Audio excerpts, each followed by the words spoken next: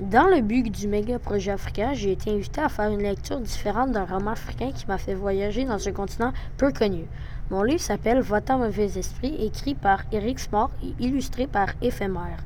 Éric Simard est principalement connu pour sa série Le souffle de la pierre.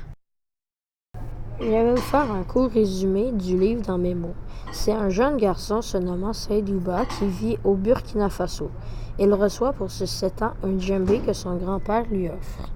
Tous les matins, il va jouer sur la petite montagne à côté de chez lui. Un matin nuageux, il rencontre le Kinkiriga des mauvais esprits. Ils veulent être honorés, mais Seydouba refuse et part. En rentrant à la maison, Seydouba voit son grand-père se préparer pour partir à Genève en but d'un spectacle. Quelques jours après le départ de son grand-père, Seydouba reçoit un appel que son grand-père est malade et le jeune garçon doit le rejoindre. Arrivé là-bas, Seydouba doit l'aider, mais en même temps, il rencontre plusieurs amis, dont Anna, une Haïtienne, Atto, un Malien, Estelle vit ici à Genève et Fatou, une Sénégalaise.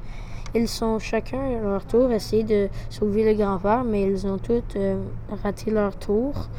Alors, si vous voulez savoir le reste de l'histoire, lisez le livre. Et maintenant, je vais vous parler des lieux importants. Genève est un lieu important car c'est là que Seydouba trouve tous ses amis et là où il tente de sauver son grand-père. Genève est la capitale de la Suisse.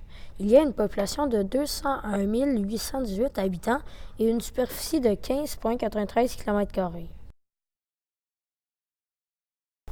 Le deuxième lieu important est le Burkina Faso, car c'est là que Seydouba habite et qu'il a provoqué les Kinkiriga.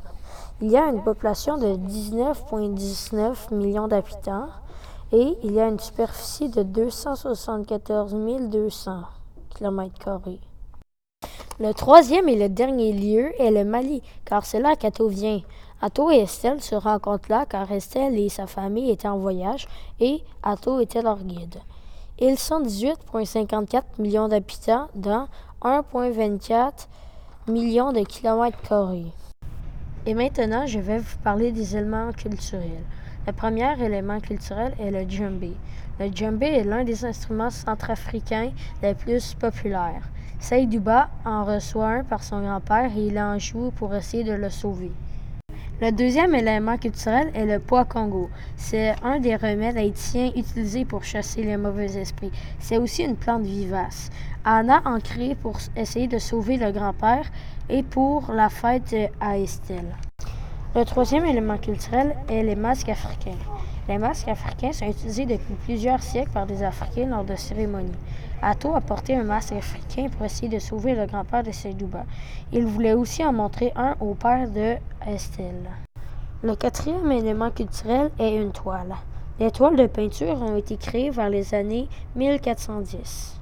Anna se fait peindre sur une toile et elle la donne à la famille d'Estelle.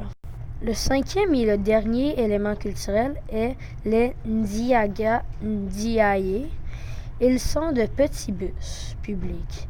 Ils ressemblent à des trotro ghanéens. C'est l'autobus de son père et il le conduit pour porter Atto chez les Moraz.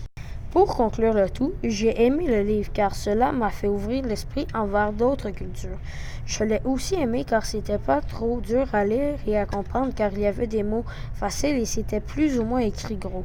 J'ai eu de la peine quand le grand-père se fait attraper par les Kinkiriga. Pour finir, ne fuyez pas devant des esprits qui veulent juste être honorés.